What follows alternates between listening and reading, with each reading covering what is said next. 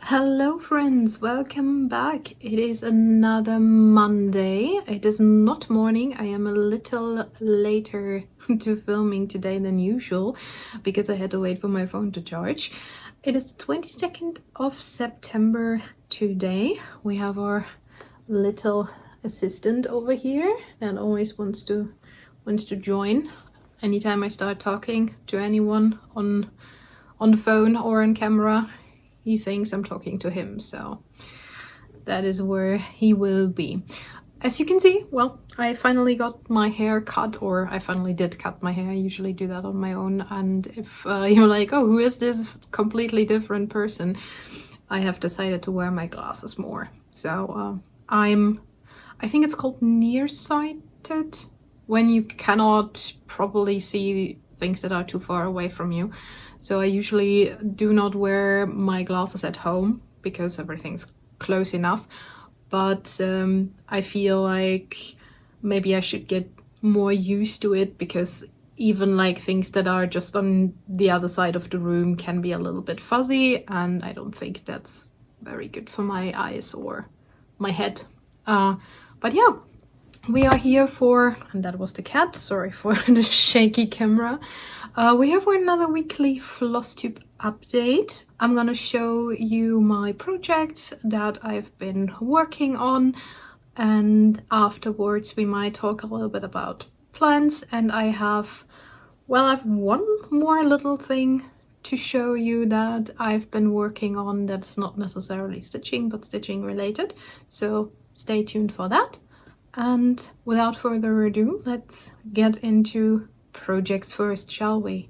And these are not in order of which I worked on when, like which one did I work on what day. Most days I worked most days on one single thing, but I'll talk to you about that in a moment. I put some more work into my spooky dragon. As you can see, we do now have a head. Or at least part of a head. So I put some more into like going around here on its wing and into the body. So I'm getting a little bit more of that done. I think I'm missing one or two colors for this, so that need to be ordered. And otherwise I am no longer color completing. I'm trying to complete like a strand of color that I'm starting. Doesn't always work that well. And I would have been further, but when I stitched on it last night, I figured like after the fact that I chose the wrong gray in the head. So I had to frog an entire strand of floss, and then I was done with it for the night. But this is where this one's at right now. But yeah, because I forgot, this is what this will look like when it's finished. Just real quick, so you can see I do have a head. Next one, also something I worked on over the weekend, is my autumn dragon, or I think it's called fall dragon. This is a Heaven and Earth Designs. Let me open this up real quick. I originally had a little bit more done down here already, and yeah, there's a lot of hanging threads. So I worked at one point all the way down here. This is not what I did this weekend though. I'm just showing you that it's a little further along than you might think. What I did do, let me close this up again. I'm working on the second row up here.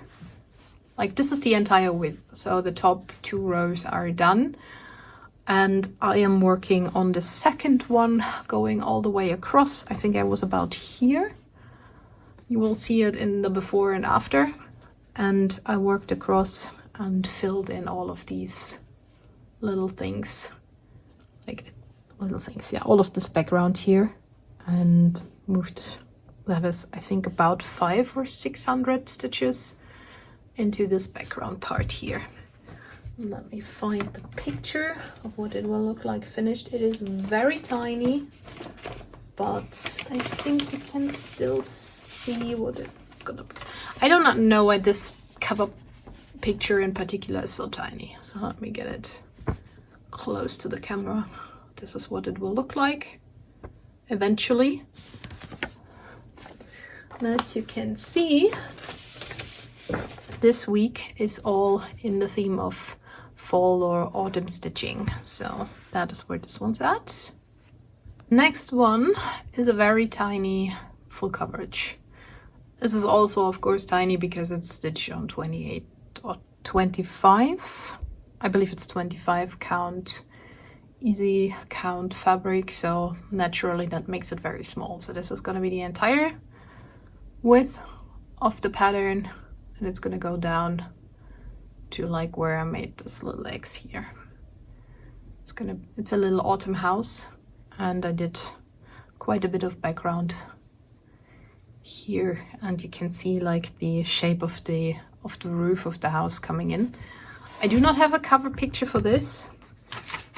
I only have the pattern, so I'm gonna just hold it far away. Hopefully you cannot, you know, copy that. But yeah, another cute little autumn project to work on.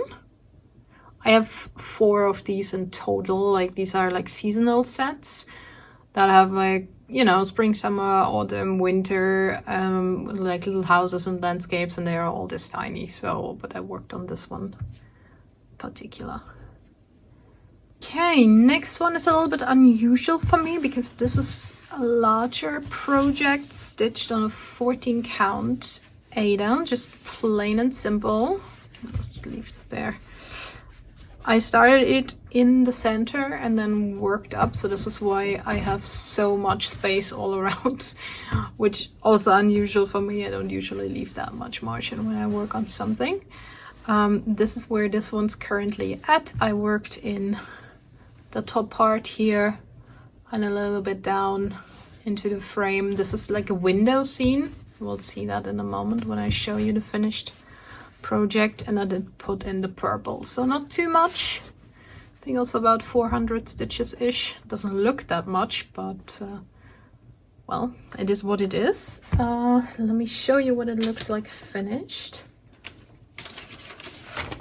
It's also from a magazine, but I did manage to get the pattern into markup, so I know about ish how many stitches I have made on this and how far I am, which is convenient.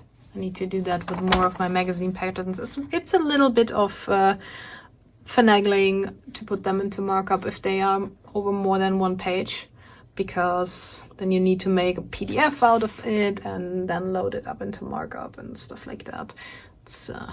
It works if you know how to do it, but it's not fun. So, well, this is what it will look like. It's a little bit more of a classic pattern, I'd say, but I like it. It's cute. It's from, and this one I actually wrote down. It's from the Ultimate Cross Stitch Gardens. I think it's volume 14 from 2017, and the designer is Susan Bates. So if you want to look for that one, that's where that's from. Next up is an experiment. You say like, I have this massive piece of fabric. This is not gonna be the entire the entire project. There will be space for a lot more of these on this bulk of fabric, but I haven't cut it to size yet. So this is a new start. I'm not exactly sure when I started it. I think it was this week, like about Wednesday or so, I think. Let me hold it a little closer so you can see it properly. This is gonna be an autumn scene. I do not have it printed out because this is not in a project bag yet. I need to figure out how to cut this fabric to size. This is a very tiny count. I'm not exactly sure how tiny, but tiny enough to have a great coverage, like you can see being stitched 1/1 intent, while not being super bulky either. So I would assume it's probably a 30 count, maybe a 32. I bought this as a hard hanger, so I would assume it is one. And yeah, I love this. This is so enjoyable to work on with where I love working with just one strand, and I love 10 stitch. So I think I might actually gravitate towards a tiny count like this with all of my future full coverages. So, and I usually would go with white, but I had this and I had no idea what to do with it. And then I was like, well, I could stitch like a project that has a lot of browns and oranges and whatnot on an orange fabric. Why not? So let me find the cover image for this, because I do not have it printed out. I do have it on my iPad. So let me grab that. That's what this one will look like. As you can see, I'm on page 1 in the top corner here. This is what I've been working on. And this is almost true to size. Like, if you can compare, like this branch is this branch. So this is going to be really, really small when it's done. And I love that. Like, well, this is not a small project. This has, let's see, 90,000 stitches in total. I think it's like a 300 by 200 or something like that. Mid-sized full coverage, not like the massive ones, but also not small. But that is where that one is at, and I will continue working on this sometime this week probably, because I really enjoy this one. Last but not least, you get another peek at next month's Patreon pattern. Let's see, do I have it in frame fully? Now you can see the full length of it. This is the top. Excuse me. This is the bottom. So I'm a little over halfway done with this in total. So now you can see a little bit more of what to expect with this. It's like a small band sampler type. You have like your autumn symbols, your autumn things here, like the acorn, some flowers, a lot of colored leaves, mushrooms, cute house. There's gonna be like a lot of colored leaves here on the grass around it. And then we will have some more leaves up here, like it's like a repetition of these ones. It's gonna be down here, and in the bottom you will have your pumpkins. That is what this one will be like, and I should hopefully be able to finish this over this week. At least I'm planning to. So I do have a little bit more than a week left to do it. I think the first of the month is gonna be, yeah, it's gonna be on Wednesday next week. So I have a little bit over a week to finish this, which I think is doable. It's still quite a lot of stitching, but if I put my mind to it and focus on it for the most part of the week, I should be able to get it done. So yeah, this will be available for my patrons next month, in the month of October. So if you want to get it, keep that in mind to sign up next month. Otherwise, you will have to wait until next fall to stitch this, when it will become available on my Etsy. But that is all the stitching for last week. So let's get back to me and see what else I've been up to. Here we are again, and that is pretty much all. I think it was actually quite a lot of stitching I got done last week. I haven't made a full count. I don't usually do much of counting stitches at the moment. I've tried that early in the year and then fell off because it felt too daunting to me to keep up with that. But yeah, what else have I been up to? I am still working on the remaining needle minders. So there is yet to be any new ones added to the shop. I have not done those yet. I will hopefully be able to do it this week. No promises. Another thing that I have been doing is, I personally do not use bobbins.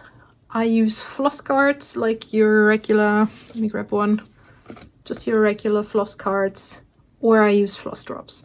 So I have been making my own floss drops. I have tried acrylic ones. Let me grab one. I'm not making these. I bought like some acrylic floss drops at one point to try them out because I thought like, oh yeah, they're great. They're, you know, they're sturdy and they're, you know, they don't rip or whatever, and they are nice. They're cute. These ones glitter. But I figured out, since I stitch a lot of full coverage projects as well, they are thick, right? You can see. That's the thing with like acrylic and 3D printed floss drops, they are thick.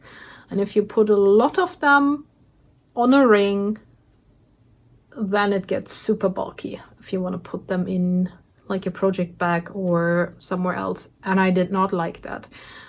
I think these ones are like super good, super great for smaller projects that have like 2 or 3 colors. I would use them for that, or maybe up to a total of 5 or 6. That's me personally. If you love them, I get it. They can be super pretty and they are super sturdy, but they are also super bulky. So I personally overall prefer cardstock floss drops, and I can make cardstock floss drops myself. I do have a cutting machine, and I have made my own floss drops quite a lot of times.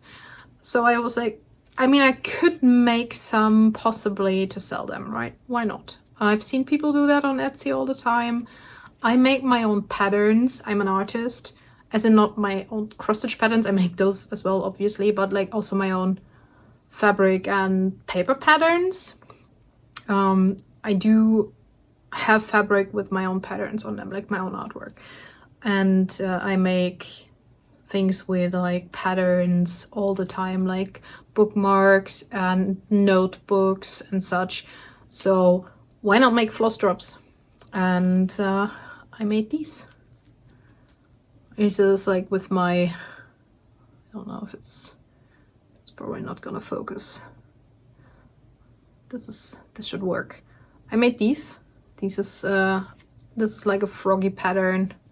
They have like a little space here to write your floss number on. Yeah, my camera does not want to focus. Well, this is my phone. Phone not be phoning today. Again, I hope you can still see them even if they are not focused. They are double-sided, so the front side has these little white spaces to write your floss number, and the back is entirely printed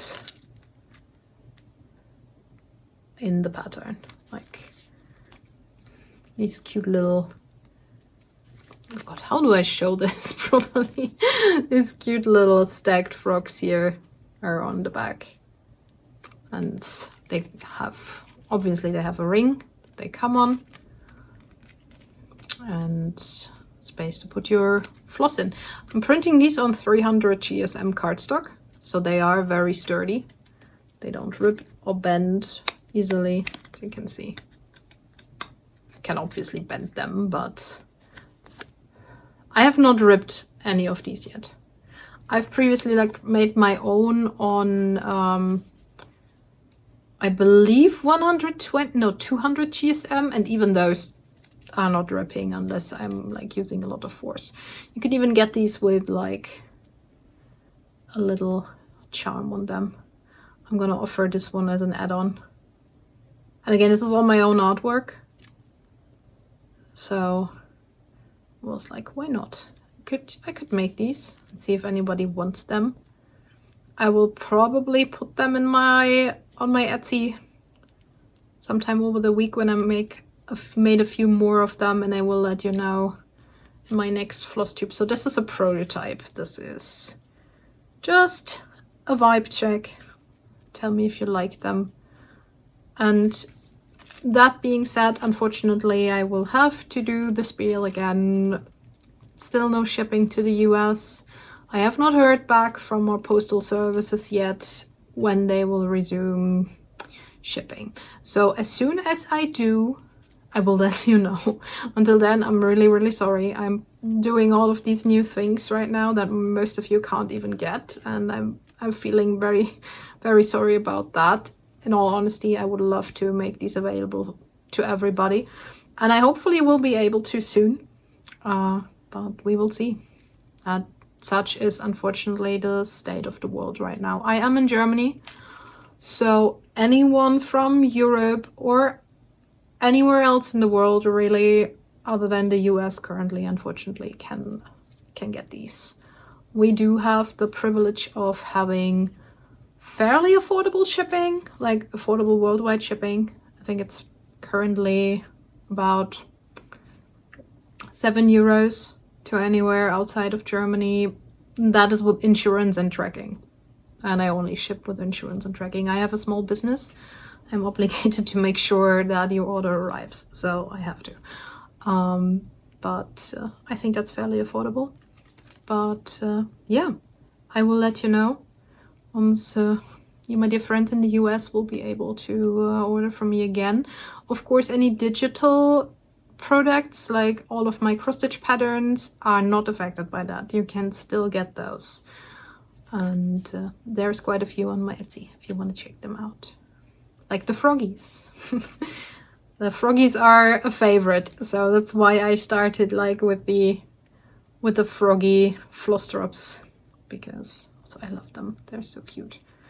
And I do, like, I've had these little frog charms for a while now. I sell them in my art shop as keychains, but they do make like a little cute little accessory to a thread keep Flosstrub holder as well, I think, going with the theme. But yeah, before I waffle on much longer, that is all for this week. If you liked what you saw, please be so kind, leave a like on the video, subscribe to my channel if you want to see more in the future, if you want to keep being updated on my stitchy work, on my patterns, on whatever else I come up with for stitchy goodness, accessories and whatnot. And yeah, I hope I will see all of you again next week.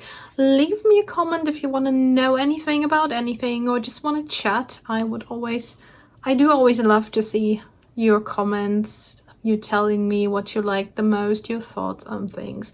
And I do my best to always reply. So yeah, come and say hi in the comments, and I will see you all next week. Bye bye and happy stitching.